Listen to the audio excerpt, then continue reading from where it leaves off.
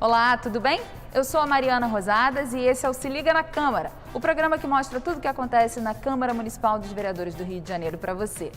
Hoje a gente vai mostrar um pouquinho das instalações do Palácio Pedro Ernesto. Aqui a gente está no plenário da casa.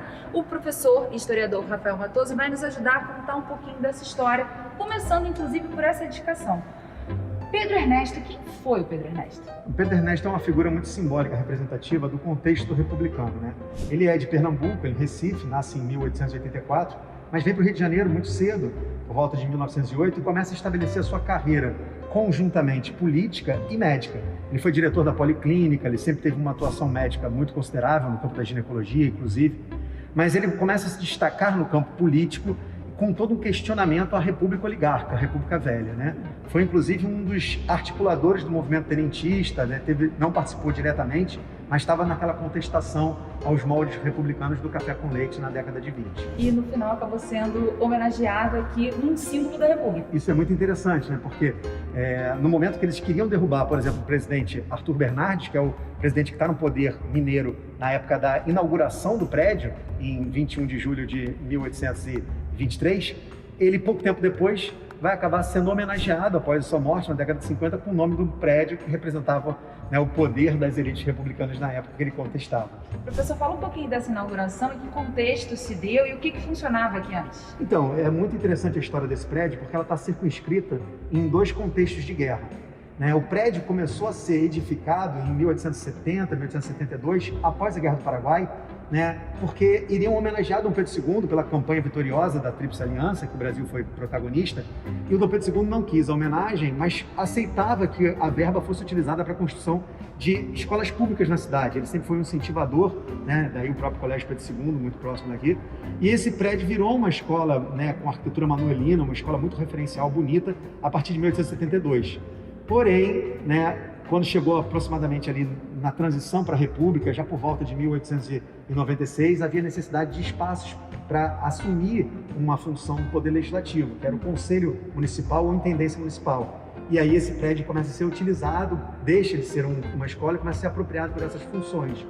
E já ficou claro que também era um prédio que não tinha muito essa estrutura para assumir essa nova função. Então, em 1911, fez um concurso nacional que era para conseguir criar um prédio novo que representasse simbolicamente esse poder tão significativo, do Legislativo do Distrito Federal.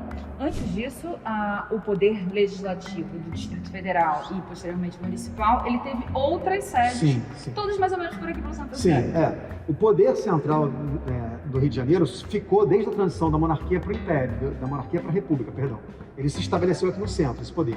E ele ocupou vários espaços, porque havia uma carência de espaços públicos grandiosos, Então ele ocupou espaços, por exemplo, na Cadeia Velha, depois vai se tornar o atual Palácio Tiradentes, espaços, por exemplo, no Campo de Santana, mas até perto ali das imediações da Casa da Moeda, mas até ele chegar aqui, até o prédio ser construído, ele rodou por vários espaços da cidade. E é um prédio lindo, que tem Sim. algumas características arquitetônicas que chamam a atenção. Inclusive, ele já recebeu um apelido chamado Gaiola de Ouro. Sim. De onde vem isso? Então, isso é uma curiosidade muito interessante, porque o prédio ele é imponente, ele foi feito para ser imponente, essa arquitetura eclética, com colunas jônicas ali, imitando essas características romanas. O custo dele de edificação foi muito elevado, em comparação a outros prédios daqui da região. Só para a gente ter uma dimensão disso, o Teatro Municipal, que tinha sido edificado em 1909, o custo do prédio, por exemplo, do Teatro Municipal foi algo em torno de 10 mil contos de réis, enquanto esse prédio custou praticamente o dobro, 23 mil contos de réis para ser edificado. E um historiador muito famoso na cidade do Rio de Janeiro, que é o Brasil Gerson, que tem um livro sobre a história das ruas do Rio, ele começa a fazer uma crítica, dizendo que o gasto era excessivo, que isso aqui era uma gaiola de ouro, para que pudesse justificar tanto o investimento no prédio. Mas, de fato, o prédio é imponente, a arquitetura é muito simbólica, mostra essa evolução da cidade. Se você olhar os painéis, todo o projeto arquitetônico do Heitor Melo, a ideia era basicamente mostrar a importância do homem e a relação da transformação do espaço com o tempo. Então você tem um painel lindo do Correio Lima na frente, mostrando o desenvolvimento do trabalho agrícola, que o Brasil era um maior exportador de café naquele contexto. Então esse prédio gastou-se muito em função disso, mas também muito em função do mobiliário.